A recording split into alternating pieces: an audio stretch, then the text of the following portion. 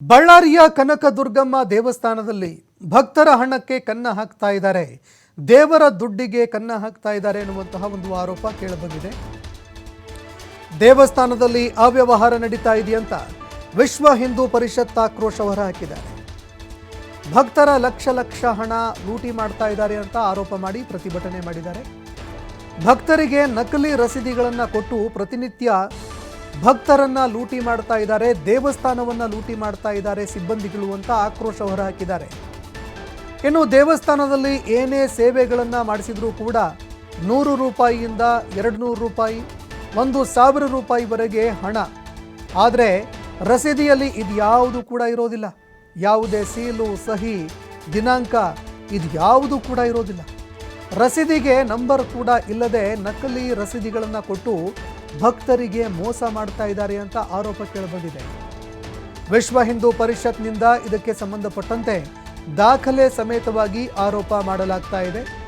ಇದಕ್ಕೆಲ್ಲ ಹನುಮಂತಪ್ಪ ಎಂಬವರೇ ಕಾರಣ ಅಂತ ಆರೋಪ ಕೂಡ ಮಾಡಿದ್ದಾರೆ. ದೇವಸ್ಥಾನದ ಕಾರ್ಯನಿರ್ವಾಹಕ ಅಧಿಕಾರಿ ಹನುಮಂತಪ್ಪ ಅವ್ಯವಹಾರ ಮಾಡ್ತಾ ಇದ್ದಾರೆ ಅನ್ನೋ ಬಗ್ಗೆ ಆರೋಪ ಕೇಳಿಬರ್ತಾ ಇದೆ. ಹೀಗಾಗಿ ಇಲ್ಲಿ ಭಕ್ತರಿಗೆ ಮೋಸ ಮಾಡಿ, ದೇವಸ್ಥಾನಕ್ಕೆ ಆಡಳಿತಕ್ಕೆ ಮೋಸ ಮಾಡಿ ಎಷ್ಟೆಲ್ಲ ಹಣ ಲೂಟಿ ಮಾಡಿದ್ದಾರೆ, ಇದಕ್ಕೆ ಸಂಬಂಧಪಟ್ಟಂತೆ ಉನ್ನತ ಮಟ್ಟದ ತನಿಖೆ ಮಾಡಬೇಕು ಅಂತ ವಿಶ್ವ ಹಿಂದೂ ಪರಿಷತ್ ಆಗ್ರಹ ಮಾಡಿದೆ.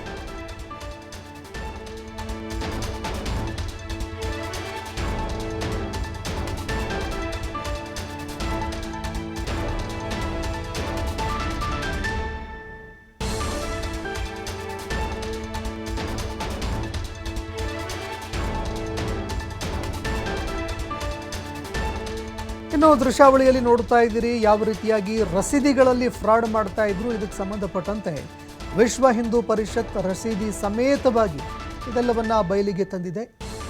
ದೇವಸ್ಥಾನದಲ್ಲಿ ಏನೇ ಸೇವೆಗಳನ್ನು ಮಾಡಿಸಿದ್ರೂ ಕೂಡ 100, 200, 1000 ರೂಪಾಯಿವರೆಗೆ ರಸೀದಿ ಹರಿದು ಕೊಡ್ತಾರೆ.